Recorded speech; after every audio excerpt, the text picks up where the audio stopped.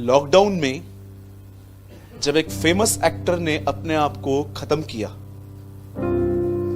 आप जानते हो उसके नेक्स्ट डे मैं एक बंदे से मिला जो उसकी मौत से इतना इंस्पायर्ड हुआ था कि वो भी अपने आप को मारने गया था कि कितना अच्छा रास्ता है तकलीफ से बाहर आने का, अपने आप को टांग दो। आप जानते हो इंसान हर चीज जो भी अपने लाइफ में फेस करता है वो कहां फेस करता है? एक्चुअली माइंड में करता है। आपने कभी कभी देखा होगा हमारी रियल सफरिंग हम जहां सहन करते हैं वो हमारा माइंड है।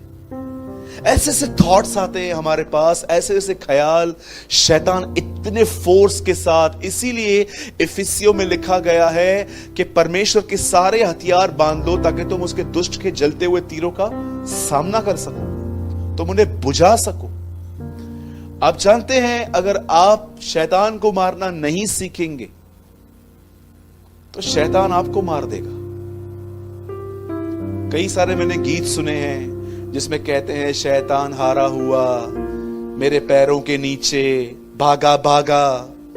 बहुत सारी बातें आजकल मैंने देखा है शैतान पर मैंने देखा है अच्छे अच्छे लोग उससे लड़ नहीं पाते। गीत गाते हैं भागा भागा भागा भागा भागा भागा, और कभी कभी मैं देखता हूं ये भागते। मैं प्रैक्टिकल हूं बहुत, मुझे थ्योरी मुझे समझ में नहीं आती। मैं प्रैक्टिकल बात करता हूं कि अपने आप से पूछिए एक चीज कि इन दिनों में आप भी किसी विषय को लेकर अपने माइंड में सफर तो नहीं कर रहे? और अगर आप अपने माइंड में कुछ चीजों को लेकर सफर कर रहे हैं, आप चाहते हो माइंड में सफर करने का मतलब क्या है? आइए मैं चाहता हूं आप ध्यान दें। माइंड में सफर करने का मतलब होता है कि आपके दिमाग में जो ख्याल शैतान डाल रहा है आप उस पर बिलीव करके चल रहे हैं, आप उस पर बिलीव करके चल रहे हैं, इसलिए आप सफर करते हैं। अरे आउटसाइड प्रॉब्लम्स, मुझे एक बात बताइए, कौन सी प्रॉब्लम आज तक रुकी है? बताइए एक प्रॉब्लम बताओ जो आप कहो कि यस ये सालों से जो आई सब गई, लेकिन कहां पर सफर किया हमने? In our thoughts, in our thinking. तो ब्रदर अब क्या करें? सुनिए, अब जो मैं आपको सिखा रहा हूं वो आपको फ्यूचर के लिए बहुत मैच्योर कर सकता है। कितने लोग ये बिलीव करते हैं कि हम जब तक जिंदा हैं तकलीफें आती रहेंगी? ये हम नेगेटिव नहीं बोल रहे हैं, ये सत्य है, ये सच्चाई है। जब तक आप जिंदा हो आपके और मेरी लाइफ में कुछ प्रॉब्लम्स आएंगी। तो मैं आपको आज थोड़ा प्रिपेयर करना चाहता हूं, थोड़ा समझाना चाहता हूं how to face in your thought life. जब ये चीजें आपके जीवन में आएंगी आगे चल के, मैंने ऐसे बहुत सारे लोगों को देखा है चर्च के अंदर इनकरेज करने का वचन चल रहा है तो भी वो डिस्करेज ही बैठे हुए। देखें आपने, दिखाऊं? चर्च के अंदर वचन चल रहा है इनकरेज करने का, लेकिन ये डिस्करेज होके बैठे हुए। मीटिंग के बाद आप इनसे मिलेंगे, प्रार्थना कीजिए, क्या हुआ? मैं बहुत तकलीफ में हूं। मैं तो बोलूंगा आपको देख के मुझे भी बड़ी तकलीफ हो रही है। आप यहां पर भी इनकरेज नहीं होके गए तो आप कहां इनकरेज होंगे? मुझे बताइए। ठीक है, मुझे शांत कलीसिया इतनी पसंद नहीं है। मैं सिर्फ एक ही जगह पे आपसे उम्मीद करता हूं आप शांत रहो, जब कोई मर जाए तब वहां शांत रहा करो, बाकी हर जगह पे थोड़ा थोड़ा बोला करो। अब ध्यान दीजिए जो मैं कह रहा हूं। निर्गमन 15 अध्याय, कुछ खोलिए मत, सुनिए, बाद में मैं खुलवाऊंगा।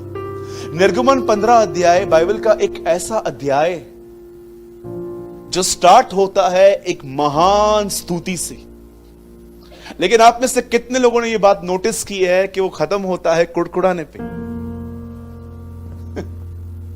रीड इन योर बाइबल, घर जाके आप पढ़िएगा। एक एक ऐसा वो अध्याय है जहां पर परमेश्वर की बड़ी स्तुति की गई थी, बड़ी महान तरीके से। लेकिन अगर आप उसका एंड देखोगे ना, तो ऐसा लिखा गया है कि पानी न मिलने पर वे लोग कुड़कुड़ा रहे थे। बाइबल मुकद्दस ऐसा बताती है कि इज़राइल के लोग मिस्र में एक बादशाह के नीचे गुलाम थे। परमेश्वर ने मूसा को कहा कि मेरे लोगों को निकाल और इस पहाड़ पे ले आना, ताकि मैं तुम्हें यहां पर अपने विधि और अपने नियम तुम्हें दे सकूं। और बाइबल बताती है मूसा उन्हें वहां पर 10 बड़ी बड़ी विपत्तियां मिस्र पे डालकर वहां से उनको निकाल ले आया। और निकालने के बाद जब बाइबल ऐसा बताती है कि वो एक प्लेस पे पहुंचे जहां पर ऐसा लिखा गया है कि वहां का जो पानी था वो ठीक नहीं था, और उन लोगों ने, इज़राइल के लोगों ने खुदावन के सामने कंप्लेन करना स्टार्ट किया। मैं नहीं जानता हूं आप में से कितने लोग कंप्लेन को बहुत छोटी सी बात समझते हैं, पर आप जानते हो जब भी आप शिकायत करते हो कि life is unfair with me, जीवन मेरे साथ अच्छा नहीं है, लोगों ने मेरे साथ अच्छा नहीं किया, ये किया वो किया, आप जानते हो जब भी आप कुड़कुड़ाते हो, कंप्लेन करते हो, तो एक्चुअली आप परमेश्वर को यह कहते हो कि आपने जहां मुझे रखा है गलत किया है। आप उसकी इच्छा के विरुद्ध जाते हो। एक मसीह व्यक्ति को कंप्लेन करने का कोई हक नहीं है। आप देखिए बातों बातों में आप कितनी शिकायतें करते हो। परमेश्वर की यह मर्जी थी कि वो जंगल से निकलें, लेकिन जब वो कुड़कुड़ाते थे तो परमेश्वर को यह कहते थे कि हम तेरी मर्जी में नहीं रहना चाहते। You know, whenever you complain, जब भी आप शिकायत करते हो, आपको लगता है आप छोटी बात कर रहे हो। जी नहीं, आप परमेश्वर की ठहराई हुई योजना का अपोज करते हो। खुदा ने आप में से हर एक को कहां रखा है? आपको क्या लगता है डिफिकल्ट देवरानी, डिफिकल्ट जेठानी, डिफिकल्ट हस्बैंड मिला है मुझे, मेरे बच्चे मुझे सुनते नहीं है, आपको क्या लगता है खुदा ने अगर आपके आसपास ऐसा माहौल रखा है तो क्या रीजन है? मैं आपको बताना चाहता हूं, खुदा ने ठहराया था कि वो जंगल से निकले। अपने जिंदगी में थोड़ी थोड़ी चीजों के लिए कुड़कुड़ाना, कंप्लेन करना बंद कीजिए और धन्यवादी बनिए। परमेश्वर को कहिए प्रभु धन्यवाद हर चीज के लिए। मुझे 3 दिन से खांसी थी,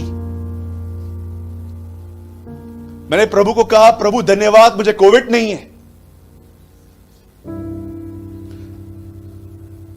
मैं जब ट्रेन में आता हूं खड़े होके, तब मैं खुदा से ये नहीं कहता हूं कि मैं ट्रेन में आ रहा हूं, मैं खुदा को यह कहता हूं खुदा मैं आपका शुक्र करता हूं कि ट्रेन चालू है। बी अ पॉजिटिव एटीट्यूड, हमेशा अपने अंदर एक सकारात्मक मन रखिए, हर चीजों के लिए धन्यवादी बनिए। मेरा एक फ्रेंड है, अमीर बनने की बड़ी ख्वाहिश है उसमें, सुबह से लेकर रात तक मेहनत करता है। मुझे हमेशा कहता है ब्रदर, यूके में रहता है वो, हमेशा मुझे कॉल करके बोलता है ब्रदर मुझे बहुत आगे जाना है। मैं उसको हमेशा एक बात कहता हूं, राजेश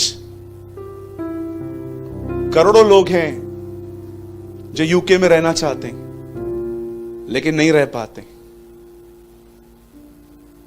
आप जानते हो मैं हमेशा कहता हूं, मैं आज फिर से कहूंगा, धन्यवादी बने रहने में बहुत मजा है। एक ऐसा व्यक्ति जो धन्यवादी हो, पॉल कहता है तुम्हारे बीच में हमेशा धन्यवाद सुना जाए। मैं हमेशा कहता हूं जो जिंदगी आप जी रहे हो, करोड़ों लोग वो जिंदगी जीना चाहते हैं पर बेचारे नहीं जी पाते हैं। मैं उस दिन एक वीडियो देख रहा था देहरादून का, रोटियां धोके खा रहा था एक आदमी। रोटियां होती है ना नीचे पड़ी हुई थी, तब इसने क्या किया, रोटियां ली नल के नीचे, बहुत वायरल हुआ है वो वीडियो, बुड्ढा काका एकदम पतला सा, रोटियां पानी के नीचे धो रहा था और उसको रोल बना के खा रहा था। आपने ऐसे दिन देखे? मैंने नहीं देखे। गरम रोटी मिलती है हमें, अचार भी मिलती है साथ में।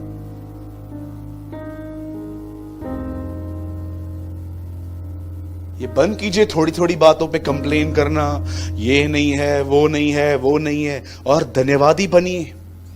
द बाइबल सेज, ये एक ऐसा चैप्टर था बाइबल का जब उन्हें पानी नहीं मिला, और जब मिला तो वो पानी ठीक नहीं था। तब बाइबल ऐसा बताती है कि परमेश्वर मूसा को कहता है एक काम कर, वो लकड़ी देख, उस लकड़ी को काट।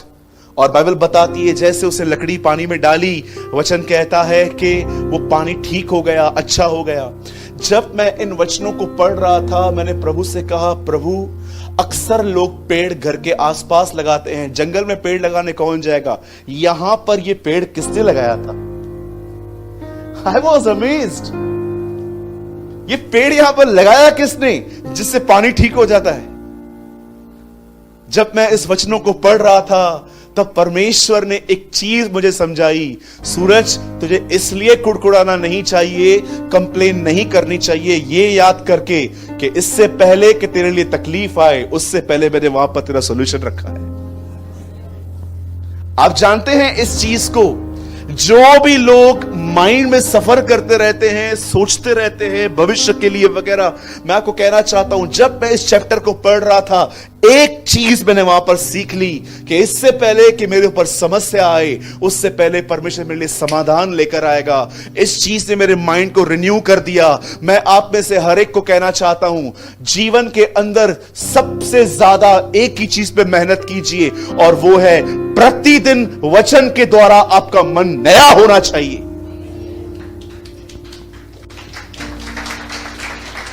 और किसी चीज में आपको इतनी मेहनत नहीं करनी है, अदरवाइज मैं आपको सच कहता हूं, लाइफ टाइम चीजें ऐसी ही रहेंगी। देखिए, मैंने बाइबल का एक चैप्टर लिया, उसे पढ़ा, मेडिटेट किया, और मेरा माइंड जो था, मैंने नोट्स नहीं बनाए पहले। आजकल लोग, आपने देखा होगा, बाइबल पढ़ के लोग नोट्स बनाते हैं, अच्छी बात है, फिर उनको दूसरों का, आजकल का प्रॉब्लम, सबसे बड़ा प्रॉब्लम जानते हैं क्या है? सबको सिखाना है, सबको सिखाना है। आज सबको सिखाना है। सीखने वाले बहुत कम हैं, सिखाने वाले बहुत ज्यादा हैं। ये मैसेज टाइप करेंगे, व्हाट्सएप पे उसको भेज देना है, ग्रुप में भेज देना है, फेसबुक पे डालना है, ये करना है, वो करना है। ये सारी बातें अच्छी हैं, पर मैं आपसे पूछना चाहता हूं, कौन सा वो वचन है जो आपने लिया और आपके माइंड को रिन्यू कर रहा है वो वर्ड? सोचिए, कभी आपने सोचा है वचन पढ़ते पढ़ते पढ़ते पढ़ते अब तक वचन आपने ठीक से समझा भी नहीं है, पर आपको शेयर करने का मन क्यों कर रहा है? आपने उसको लिया है अपने लिए? क्या आपने उसको कम से कम 2-3 दिन मेडिटेट किया है अपने जीवन के लिए? आपके अंदर क्यों लस्ट है इतना सिखाने की? आपने उसको पहले अपने लिए टीच किया? मैंने देखा है लोगों को वर्ड मिलता है, सेम डे शेयर कर देते हैं। अरे क्या तुमने खुद मेडिटेट किया अपने लाइफ के लिए? ये वर्ड मिला, चलो शेयर करेंगे, ये वर्ड मिला, ये शेयर करेंगे। मैं जो पोस्ट डालता हूं फेसबुक पे या यूट्यूब पे, आप ट्रस्ट कीजिए, मैं एक एक हफ्ता पहले उसे खुद के लिए मेडिटेट करता हूं, क्योंकि वो पहले मेरे लिए मिला था। परमेश्वर कई बार आपसे बात करता है और आप उस बात को खुद के लिए नहीं लेते हो, सीधा दूसरों से शेयर कर देते हो। डाल दो फेसबुक पे, डाल दो व्हाट्सएप पे, डाल दो स्टेटस पे, डाल दो यहां पर। अरे मूर्ख व्यक्ति, पहले खुद के लिए मेडिटेट कर। क्यों माइंड रिन्यू नहीं हो रहा है इन दिनों में आजकल? जरा सोचिए, कोई आपको सताता है, आप अपने कलीग के पास जाके कहते हैं ये व्यक्ति क्या कर रहा है? क्या तुमने दुआ की उसके लिए? नहीं की। क्यों नहीं की जानते हो? क्योंकि तुम्हारे माइंड में ख्याल ही नहीं आया अपने सताने वालों के लिए प्रार्थना करो, क्योंकि तुमने वचन पढ़े ही सिर्फ पढ़ने के लिए हैं, पर तुमने उसे कभी मेडिटेट ही नहीं किया है। मैं आप में से हर एक से पूछना चाहता हूं, चलिए, जितने भी लोग हैं लाइफ में, ऐसे लोग हैं जो थोड़ा आपको टीस करते रहते हैं, क्या आपके लिए, क्या आपके अंदर उनके लिए ख्याल आते हैं? इनके लिए प्रेयर करो पहले। क्यों नहीं आते? क्या रीजन है?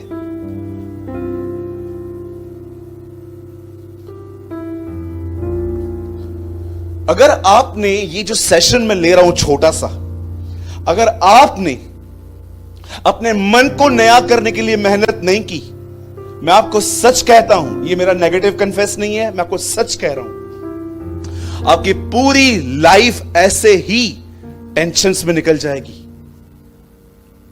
और आपको पता तक नहीं चलेगा। माइंड वर्ड ऑफ गॉड, खुदा का कलाम हमें इसलिए नहीं मिला है कि सिर्फ हम उसका प्रचार करें, व्हाट्सएप और फेसबुक पे सबके साथ शेयर करते रहें। ये वचन इसीलिए मिला है ताकि खुदा और आपकी सोच एक हो, ताकि उसकी और आपकी सोच एक हो। अरे मोबाइल कैरी करते हो, पर्स कैरी करते हो, बेल्ट कैरी करते हो, अच्छे कपड़े कैरी करते हो, गॉगल कैरी करते हो, सब कुछ कैरी कर लेते हो, खुदा का कलाम कैरी करते हो अपने आप में?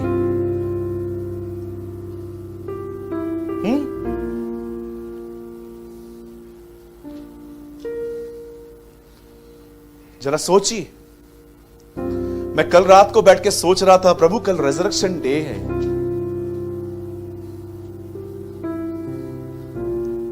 ऐसा लिखा था, मैं पढ़ रहा था जब पुनरुत्थान के लिए प्रभु के, मैं वो महान अध्याय पढ़ रहा था जहां पर यीशु मुर्दों में से जी उठा। मैं एक वर्ड पढ़ रहा था कल और मैं इसके बारे में सोच रहा था कि जब यीशु मुर्दों में से जी उठा तो ऐसा लिखा गया है कि पत्थर लुढ़का हुआ पड़ा था। अब एक बात तो तय है कि यीशु मुर्दों में से कैसे जी उठा। पिता अपना सिंहासन छोड़कर उस कब्र में गया और ऐसा लिखा गया है कि खुदावन ने उसे मुर्दों में से जिलाया। मतलब क्या हुआ होगा एक्चुअली देखा जाए तो यीशु वहां पर उसकी बॉडी पड़ी होगी और खुदा ने वहां पर जाके उसे मुर्दों में से जिलाया। अब मैं आपसे एक सवाल पूछता हूं, यहां पर परमेश्वर तो आत्मा है, उसे अंदर आने के लिए दरवाजा खोलने की, ये पत्थर हटाने की तो नीड है नहीं। और यीशु मुर्दों में से जी उठा। आप जानते हो ना, एक प्लेस पे बाइबल में ऐसा लिखा है कि खिड़कियां और दरवाजे बंद थे तो भी वो उनके बीच में खड़ा हो गया था। अब इसका मतलब न परमेश्वर को अंदर जाने के लिए पत्थर लुढ़काने की जरूरत है, न यीशु को बाहर आने के लिए पत्थर लुढ़काने की जरूरत है, क्योंकि यीशु के पास उन दिनों में ऐसी बॉडी थी वो दीवारों में से भी पास हो जाता था। होता था ऐसा। तो मैं कह रहा था, खुदा न तुझे अंदर जाने के लिए पत्थर हटाने की जरूरत है, न यीशु को बाहर आने के लिए पत्थर हटाने की जरूरत है, तो फिर पत्थर हटाया ही क्यों गया? और मुझे परमेश्वर ने कहा इसलिए ताकि मनुष्य आके देख सके कि वो जी उठा है। बिकॉज ऑफ दिस, ताकि इंसान देख सके आके कि ही इज रेस्ड, वो जिंदा हुआ है। उससे जरूरत नहीं है, लेकिन हमें तो देखना था कि वहां कौन है कौन नहीं है। और वो मुर्दों में से, आपको मैं सच कहता हूं, आपके लिए बहुत, आपकी लाइफ बदल जाएगी, आपका नया जन्म हो जाएगा जब आप वचन को सिर्फ पढ़ेंगे नहीं पर उसे अपने माइंड में रिन्यू करेंगे एवरी डे, उसे अपने आप में लेंगे। जरा सोचिए, एक मां 9 महीने अपने अंदर एक बच्चा रखती है, अंदर बैठा रहता है। आपने कभी देखा है डिस्कवरी में बच्चा कैसे बैठा रहता है? ऐसे बैठा रहता है, ऐसे अंदर, ऐसे हमारे तरह टांगे फैलाने का भी इसके अंदर नहीं रहता है। हम लोग कैसे टांगे फैला के बैठते हैं ऐसे आराम से, वो वैसे भी नहीं बैठ पाता, ऐसे बैठा रहता है। मैं कभी कभी सोचता हूं जब वो बैठा रहता होगा तो सारा दिन क्या सोचता होगा अंदर ही। कभी कभी दही गिरती होगी, कभी दाल गिरती होगी, कभी चॉकलेट गिरता होगा ऊपर से, क्योंकि मां जो खाती है सब ऊपर गिरता होगा उसके ऊपर, बेचारे के ऊपर। कभी दही, कभी चावल, कभी ये, कभी कभी बोलता होगा मां पिज्जा भी फेंकना। सोचिए अंदर क्या दिखता होगा उसको। 2 चीजें, पानी और अंधकार, और कुछ नहीं दिखता होगा उसको। लेकिन जिस दिन जब वो मां के पेट से बाहर आया होगा, आपको पता है वो दुनिया उसे फिर कभी नहीं दिखाई होगी। अब वो एक नई दुनिया में आ गया, सब रोशनी। ये होता है नया जन्म। जब आप परमेश्वर के वर्ड को लेकर उससे मेडिटेट करते हैं, ये वही दुनिया जो आप देख रहे हो, ये वही दुनिया है जो आपके लिए नई हो जाती है। इसे कहते हैं, अगर जो मसीह में है, अब जो मसीह में है, वे नई सृष्टि है, पुरानी बातें बीत गई, अब देखो सब कुछ नया हो गया। किसने नया किया आपके और मेरे लिए? वचन ने। तो मैं आप में से हर एक को इनकरेज करना चाहता हूं कि आपके प्रॉब्लम का सॉल्यूशन पहले ही खुदा के पास है। पैनिक मत होइए, घबराइए मत, डरिए मत, खुदा आपके साथ है। और मैं आप में से हर एक को, जितने भी लोग यहां पर आए हैं, सुनिए, प्लीज मेरी आपसे विनती है, अगर आप यहां पर एक अच्छी जिंदगी, एक प्योर लाइफ जीना चाहते हो, थॉट्स में, विचारों में, मैं आप में से हर एक को कहना चाहता हूं, हर दिन वर्ड को लीजिए, उस वचन को लेके सोचिए, उस वचन को खाओ, उस वचन को अपने अंदर लो, उस वचन को अपने अंदर रखो। इस तरह अपने माइंड को एवरी सिंगल डे रिन्यू कीजिए, इस तरह अपने मन को नया कीजिए।